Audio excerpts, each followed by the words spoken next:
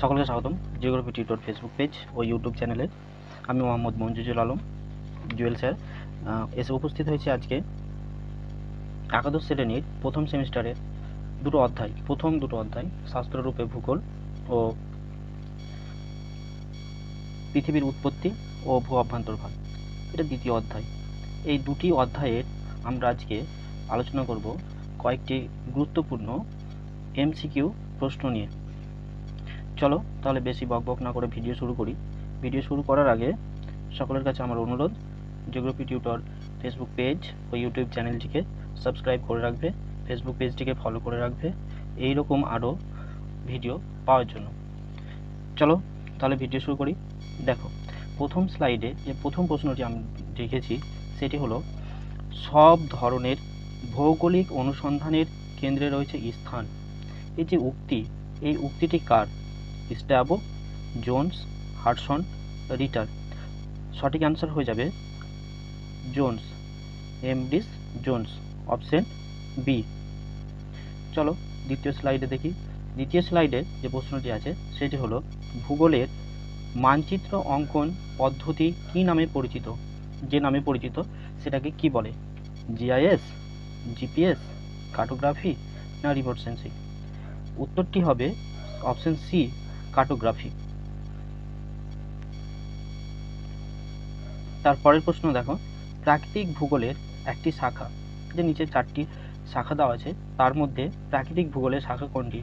সাংস্কৃতিক ভূগোল, জলবায়ুবিদ্যা, জনবসতি ভূগোল, ভূগোল নির্ণয়।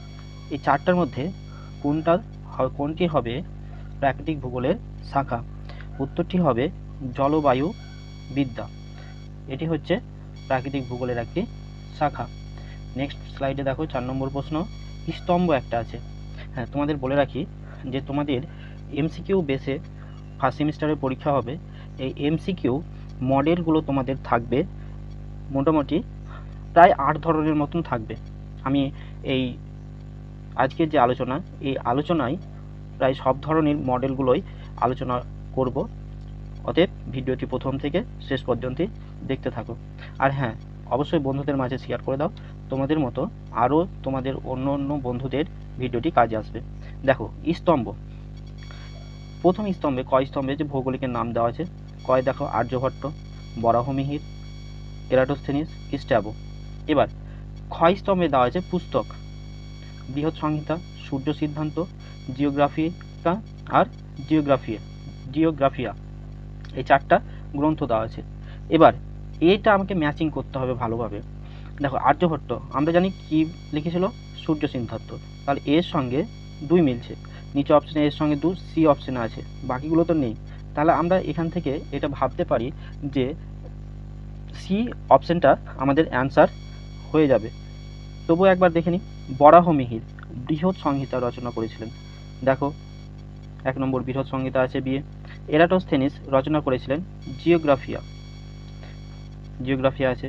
স্ট্যাবো রচনা করেছিলেন জিওগ্রাফিকা 3 নম্বর ডি আছে। অতএব আমাদের উত্তর হবে অপশন সি। চলো পরের স্লাইডে যাই। পরের স্লাইডে দেখো, সত্য মিথ্যা নির্বাচন করো। প্রথমটা বলেছে, বিভিন্ন বিষয়ের সমন্বয়ে ভূগোল গড়ে উঠেছে বলে ভূগোলকে সংশ্লেষধর্মী বিষয় বলে। কথাটি সত্য না মিথ্যা? কথাটা সত্য অবশ্যই, তাহলে এটা কি হবে? টি হবে। সত্য হলে টি বলেছে, আমরা টি লিখে দিলাম। তারপরে দেখো, ভূগোলের আলোচ্য বিষয়গুলি স্থির, এদের কোনো পরিবর্তন হয় না। ভূগোলের বিষয় কি পরিবর্তন হয় না? হয়, অবশ্যই হয়। তাহলে এই কথাটা সঠিক নয়, মিথ্যা, তাহলে এটা এফ করব। তারপরে দেখো, প্রাকৃতিক ও সামাজিক বিজ্ঞানকে পরস্পরের সঙ্গে যুক্ত করে বলে ভূগোলকে অন্তরা অনুশাসনিক বিষয় বলে। এই কথাটাও সত্য, তাহলে এটা টি হবে। তাহলে আমরা কি পেলাম? T F T. এখানে আমরা দেখব টি এফ টি কোথায় আছে? Option C, T F T আছে। তাহলে আমাদের অ্যান্সার হবে অপশন সি। আশা করছি বুঝতে পেরেছো। চলো নেক্সট স্লাইড দেখা যাক। নেক্সট স্লাইড আছে, ভূগোল ব্যাখ্যায় সংখ্যাতত্ত্ব ও গণিতের ব্যাপক প্রচলন ঘটে যা ড্যাশ নামে পরিচিত। দেখো এখানে একটা শূন্য স্থান দিয়েছে। আমি বললাম তোমাদের প্রায় 8 ধরনের মতন মডেল থাকবে, সেই 8 ধরনের প্রশ্ন তোমরাকে করতে হবে। আমাদের ভূগোল বিষয়ের ক্ষেত্রে 35টা প্রশ্ন থাকবে, অন্যান্য বিষয়ে 40টা থাকবে। তো এখানে একটা কি দিয়েছে আমাদের শূন্যস্থান। তাহলে কি বলে? গণিত বিপ্লব বলে, সংখ্যা বিপ্লব বলে, মাত্রিক বিপ্লব বলে, মানব বিপ্লব বলে। উত্তরটি হবে মাত্রিক বিপ্লব বলে। অপশন সি হবে অ্যান্সার। নেক্সট স্লাইড চলো। দেখো এখানে আবার দিয়েছে তোমাদের কোনটা সঠিক নয়, এরকম একটা তোমাদের সেট তৈরি করে দেওয়া হয়েছে। কি বলছে দেখো, আঞ্চলিক পরিকল্পনা ভূগোলের মূল আলোচ্য বিষয়। আঞ্চলিক যে পরিকল্পনা ভূগোল তার মূল আলোচ্য বিষয়, এই আলোচ্য বিষয়গুলো এই তিনটার মধ্যে কোনটা তার মধ্যে যায়, কোনটা যায় না, সেটা আমাদের দেখতে হবে। ক্ষুদ্র ক্ষুদ্র অঞ্চলের সমস্যার সমাধান করা, এটা কি যায়? এই কথাটার সঙ্গে আঞ্চলিক পরিকল্পনার সঙ্গে বিষয়ের সঙ্গে আলোচনা করা যায়? যায়। আঞ্চলিক বৈষম্যতা দূর করা যায়। প্রাকৃতিক নিয়ন্ত্রণের ভিত্তিতে অঞ্চলের শ্রেণীবিভাগ করা হয় না। প্রকৃতি যেরকমভাবে খুশি চলতে পারে, তার ভিত্তিতে আমাদের অঞ্চলের শ্রেণীবিভাগ করা হয় না। তাহলে এই কথাটা সঠিক না। আমরা দুটো সঠিক পেলাম, 1 আর 2। তাহলে 1, 2 যেখানে সঠিক আছে সেটাই হবে আমাদের উত্তর। 1 আর 2 সঠিক। অপশন এ আমাদের অ্যান্সার হবে এখানে, অপশন এ। আশা করি বুঝতে পেরেছো। চলো নেক্সট স্লাইডে 8 নম্বর প্রশ্ন আছে। দেখো এখানে আবার বিবৃতি কারণ ব্যাখ্যা করতে হবে এবং বলতে হবে যে এটা কারণের সঙ্গে বিবৃতির সঙ্গে সঠিক না সঠিক নয়। তাহলে কি বলেছে আগে দেখে নিই আমরা। বিবৃতিতে বলছে যে প্রকৃতি মানুষকে অনেকগুলো বিকল্প দেয়, মানুষ নিজের বিচার বুদ্ধি ও পছন্দ অনুযায়ী সঠিকটি বেছে নেয়। ঠিক আছে, সত্য কথা, বেছে নেই। কারণ হিসাবে কি বলছে, ভূগোলবিদ লুসিয়েন ফেব্রে ভিদাল দে লা ব্লাস একজনের নাম হলেন এই ধারণার সমর্থক। হ্যাঁ, এইরকম ধারণার সমর্থক, কিন্তু এই যে কথাটি, এই কথাটা কিন্তু ভিদাল দে লা ব্লাস বলেনি। তাহলে এটার সঙ্গে সঠিক ব্যাখ্যা নয়, মানে সঠিক ব্যাখ্যা হচ্ছে না। তাহলে এ আর উভয় সঠিক, কিন্তু এ আর সঠিক ব্যাখ্যা নয়, আর এ সঠিক ব্যাখ্যা এ নয়। তাহলে এখানে অ্যান্সার কি হবে? অ্যান্সার ডি হয়ে যাবে। চলো নেক্সট স্লাইডে বলছে দেখো, ভূমিরূপের এক কৃত্রিম ও বিবর্তিত অবস্থা, যেখানে প্রকৃতির মানবীয় উপাদানগুলির একত্রীকরণের পর এই অঞ্চল গড়ে ওঠে। এটি হলো মানে একটা অঞ্চল গড়ে ওঠে ভূমিরূপের এক কৃত্রিম ও বিবর্তিত অবস্থার মাধ্যমে একটা অঞ্চল গড়ে ওঠে। সেই অঞ্চলটাকে কি বলবো আমরা? সাংস্কৃতিক ব্যাপন বলবো, সাংস্কৃতিক সম্মিলন বলবো, সাংস্কৃতিক ভূদৃশ্য বলবো, সাংস্কৃতিক কেন্দ্র বলবো। দেখো এখানে ভূমিরূপ আছে, সেহেতু আমরা ভূদৃশ্যর সঙ্গে এটাকে ম্যাচিং করে দেবো। সি অপশন হয়ে যাবে আমাদের অ্যান্সার, সাংস্কৃতিক ভূদৃশ্য। চলো পরের স্লাইড দেখা যাক কি আছে। পরের স্লাইডে দেখো একটা ফিগার দেওয়া আছে। এই ফিগারে বলছে প্রাকৃতিক ভূগোল একদিকে মানবীয় ভূগোল, এই দুটোর সমন্বয়তে কি তৈরি হতে পারে, মানে কি ধরনের ভূগোল তৈরি হতে পারে। নিচের বিকল্পগুলি প্রশ্নসূচক স্থানে বসিয়ে দাও, মানে এখানে প্রশ্নসূচক স্থান করা আছে, এটার সঙ্গে ম্যাচ করো। অর্থনৈতিক ভূগোল, প্রাকৃতিক ভূগোল, মানবীয় ভূগোলের মধ্যে দিয়ে অর্থনৈতিক ভূগোল কি যায়? আমরা ধরে নিলাম মানবীয় ভূগোল অর্থনৈতিক ভূগোলের সঙ্গে, ইকোনমিক্স ভূগোলের সঙ্গে যুক্ত, কিন্তু প্রাকৃতিক ভূগোলের সঙ্গে কি যুক্ত না? তাহলে এখানে নিশ্চয়ই হবে না। পরিবেশ ভূগোল কি হয়? পরিবেশ ভূগোল মানবীয় ভূগোল হতে পারে, আবার প্রাকৃতিক ভূগোল হতে পারে। তাহলে অপশন বি আমাদের এখানে অ্যান্সার হয়ে যাবে। অপশন সি জীব ভূগোল শুধু প্রাকৃতিকের মধ্যেই পড়বে, মানবীয়ের মধ্যে পড়বে না। সামাজিক ভূগোল মানবীয়ের মধ্যে পড়বে, প্রাকৃতির মধ্যে পড়বে না। তাহলে দুটো সমন্বয়ে যে ভূগোলটা গড়ে উঠেছে সেটাকে আমরা বলবো পরিবেশ ভূগোল। চলো নেক্সট স্লাইড। নেক্সটে আছে পৃথিবীর উৎপত্তি সম্পর্কিত সব প্রশ্নাবলী এখানে আমাদের আছে। দেখো পৃথিবীর উৎপত্তি সংক্রান্ত কোন মতবাদটি ধ্রুপদী মতবাদের অন্তর্গত নয়? এই নয়গুলো সব থেকে বেশি বিরক্তিকর, সব থেকে বেশি ভুল হয় এই জায়গাটাতেই। ভালো করে প্রশ্ন পড়বে, তারপরে উত্তর করবে। যখনই বলবে ধ্রুপদী মতবাদ, সবাই কান্টকে দিয়ে দেবে উত্তর, তাই না? বলেছে ধ্রুপদী মতবাদ নয়।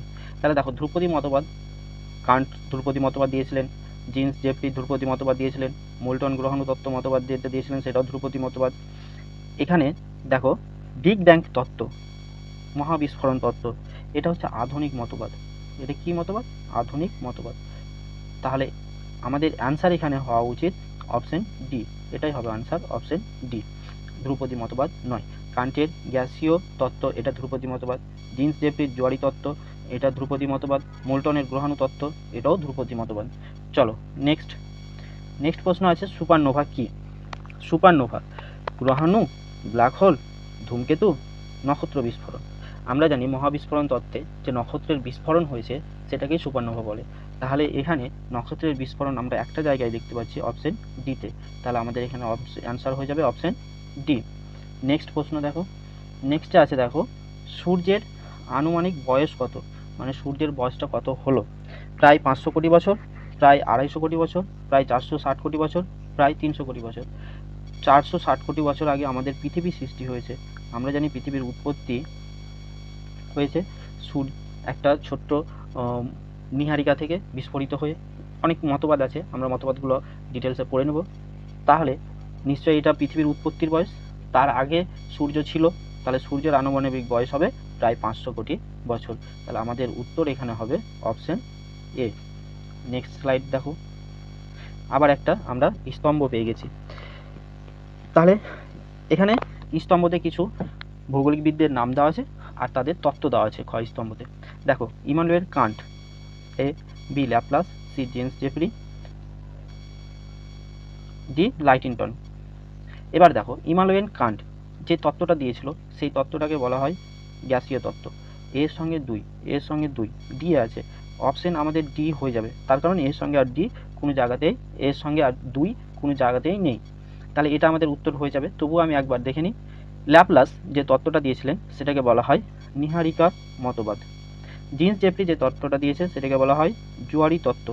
লাইটিনটন যে তত্ত্বটা দিয়েছে সেটাকে বলা হয় জোড়া নক্ষত্র তত্ত্ব। তাহলে আমাদের এখানে অ্যান্সার হবে অপশন ডি। চলো নেক্সট স্লাইড। আবার একটা ট্রু ফলস দেওয়া আছে, সত্য মিথ্যা। চলো দেখে নিই এখানে কি হবে।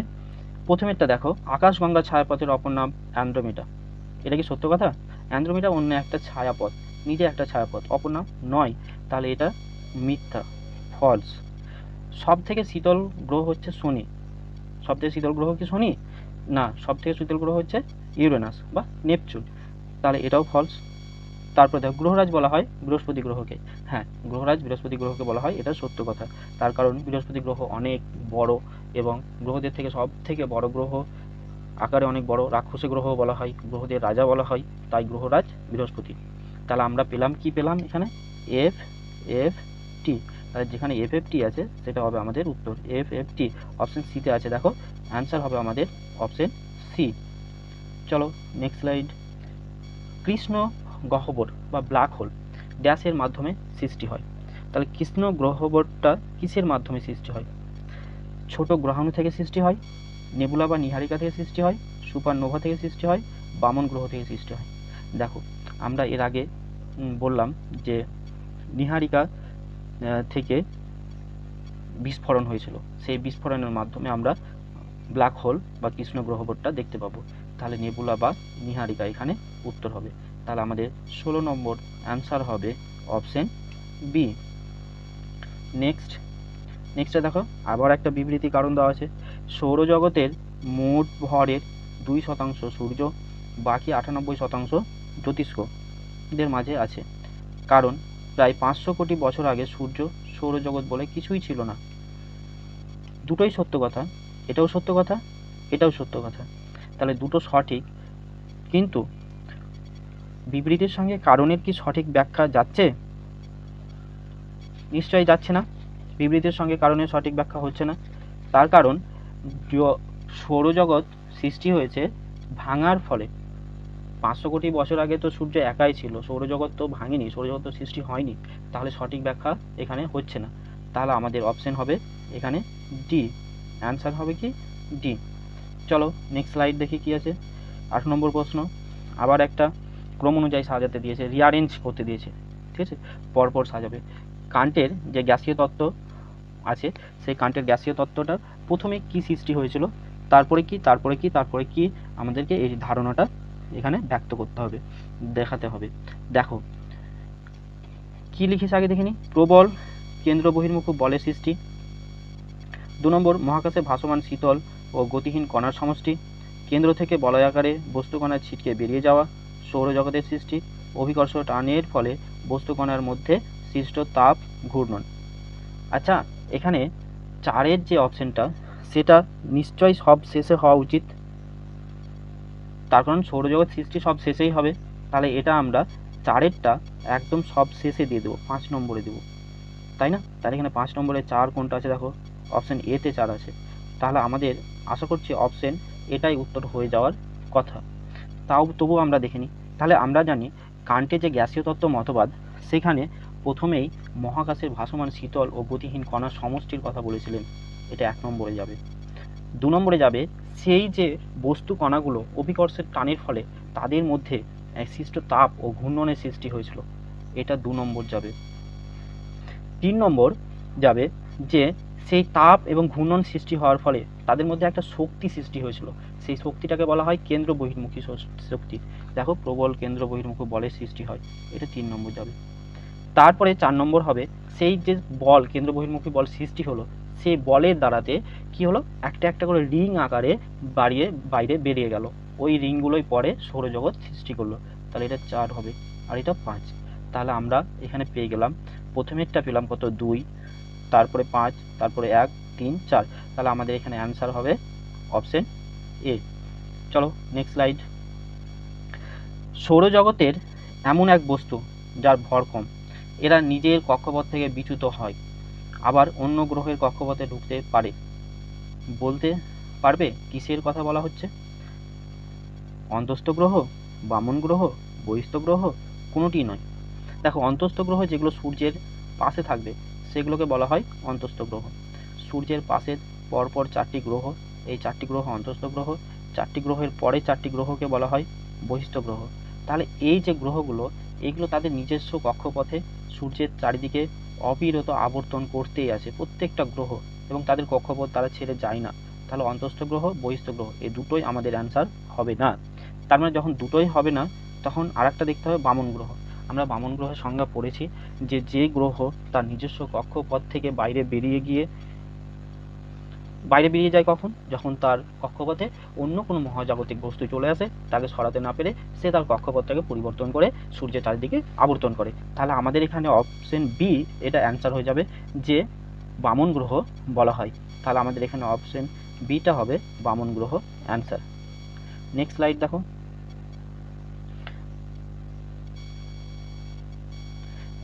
নেক্সট স্লাইডে বলছে সঠিক উত্তরটি বেছে নাও।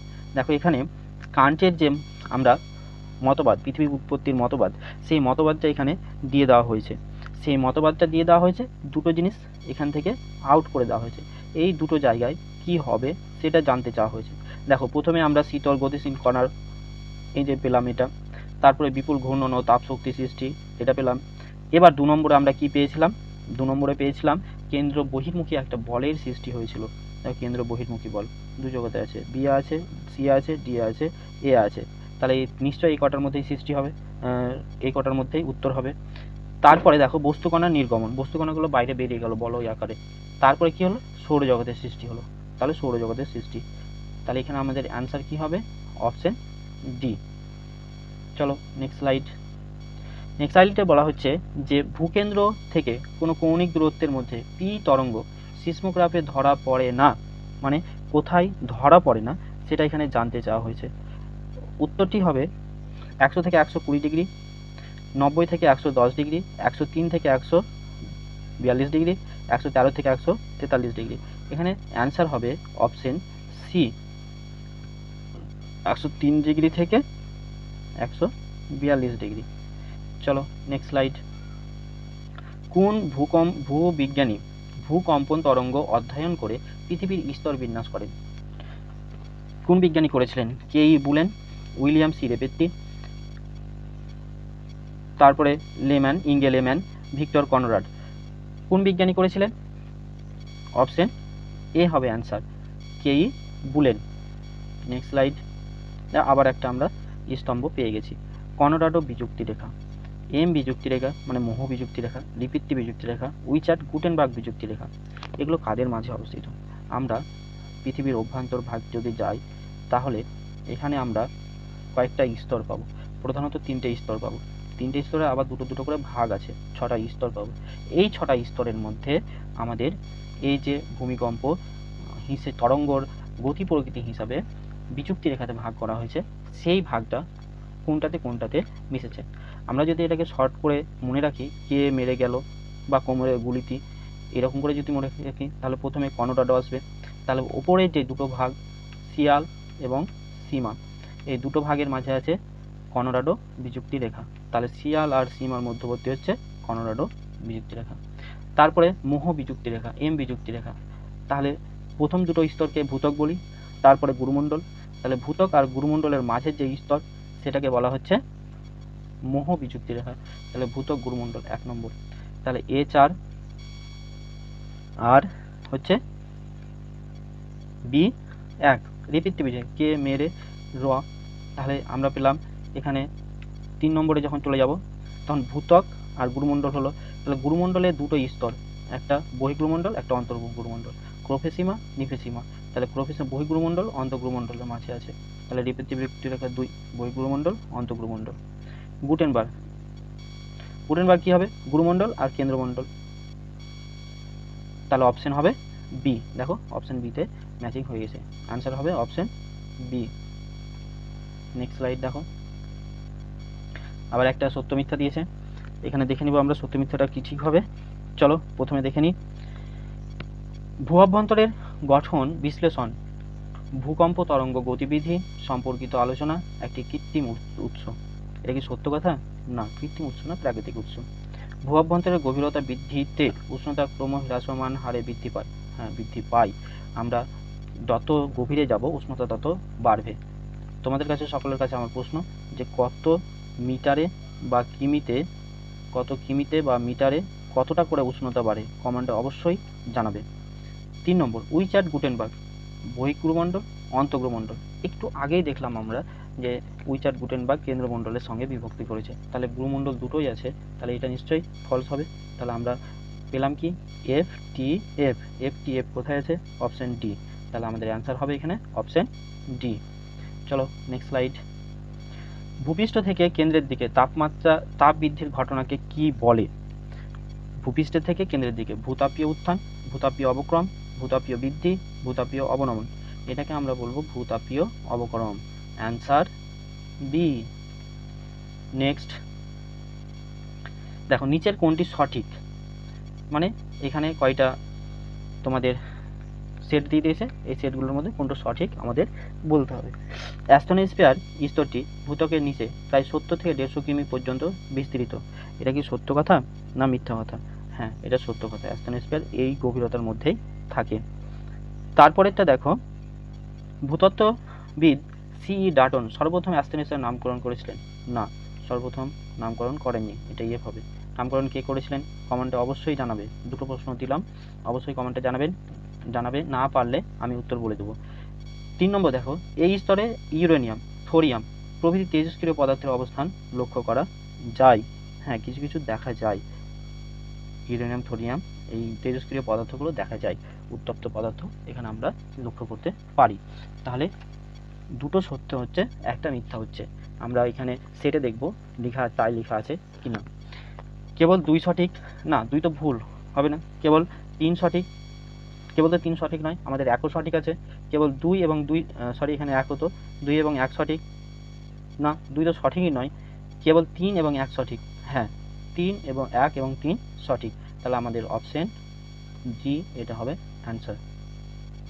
নেক্সট স্লাইডে দেখব, আবার বিবৃতি কারণ দেওয়া আছে একটা, মহাদেশীয় স্তরের প্রধান খনিজ উপাদান হলো সিলিকা। সত্য কথা, মহাদেশীয় এটা প্রধান সিলিকা উপাদান থাকে মহাদেশীয় ভূত্বকে। তারপরে দেখো, সিলিকা এসআই মানে সিলিকা, এমজি মানে ম্যাগনেসিয়াম, এটাও সত্য কথা। কিন্তু এই দুটো কম্বিনেশনের মধ্যে দুটো কি ব্যাখ্যাটা কি সঠিক না সঠিক নয়? এবং আর দুটো সঠিক কথা ঠিক আছে, আর এর সঠিক ব্যাখ্যা নয় বা সঠিক ব্যাখ্যা, এই দুটোর মধ্যে কোনটা হবে? দেখো, সিলিকা আর ম্যাগনেসিয়াম যে স্তরে আছে তাকে বলা হয় কি মহাসাগরীয় ভূত্বক। তাহলে নিশ্চয় এটা সঠিক ব্যাখ্যা নয়, তাই না? তাহলে অপশন সি হবে আমাদের অ্যান্সার। নেক্সট স্লাইড দেখো, কোনটি বেমানান? অগ্নুৎপাত, উল্কাপিণ্ড, শিলাসমূহের ঘনত্ব, ভূকম্প তরঙ্গের গতি প্রকৃতি, এগুলোর মধ্যে কোনটি বেমানান? দেখো, অগ্নুৎপাত এটা একটা প্রাকৃতিক ঘটনা, উল্কাপিণ্ড এটাও একটা প্রাকৃতিক ঘটনা, ভূকম্প তরঙ্গের গতি প্রকৃতি এটাও একটা প্রাকৃতিক ঘটনা, কিন্তু শিলার যে ঘনত্ব মানে শিলাটা কী রকম আছে, কতটা আছে সেটা, তাহলে এই তিনটের মধ্যে আলাদা কী হচ্ছে, শিলার ঘনত্ব। এখানে অ্যান্সার হবে অপশন সি। নেক্সট আবার একটা বিমানন আছে, ফিলামেন্ট, নেবুলা, আগন্তুক নক্ষত্র, সূর্য, এদের মধ্যে কোনটি আলাদা? এখানে দেখো নেবুলা, এটা হচ্ছে আলাদা। নেবুলা মহাবিশ্ব সৃষ্টির সময় যখন প্রথম সৃষ্টি হয়েছিল সেটাকে নেবুলা বলে। নেক্সট স্লাইড দেখো, এখানে একটা ফিগার দেওয়া আছে, ফিগারটা ভালো করে লক্ষ্য করো। কেন্দ্রমণ্ডলের বৈশিষ্ট্য, 4টা বৈশিষ্ট্য, তার মধ্যে 2টো বলে দেওয়া হয়েছে, আমাদের 2টো জানতে চাওয়া হয়েছে। 1 উষ্ণতা, 2 বিস্তার। কেন্দ্রমণ্ডলের উষ্ণতা আমরা জানি কেন্দ্রমণ্ডলের উষ্ণতা 6000 ডিগ্রি সেলসিয়াস, বি আর ডিতে আছে 6000 ডিগ্রি সেলসিয়াস। বিস্তার একদম সব নিচে, কেন্দ্র থেকে কেন্দ্রমণ্ডলের বিস্তার, তাহলে নিশ্চয়ই কেন্দ্রে এখানে 6000, তাই না? 6371 কিমি একদম কেন্দ্র, তাহলে এটা থাকবেই। তাহলে 6300 কেন্দ্র বা 2900 বা 2800 যেটা হোক সেটা থাকবে কেন্দ্রমণ্ডলের বিস্তার। তাহলে অপশন বি আমাদের অ্যান্সার হবে। দেখো 1891 থেকে 6371 আর 6000 ডিগ্রি সেলসিয়াস, তাহলে আমাদের এখানে অ্যান্সার হবে কি অপশন বি।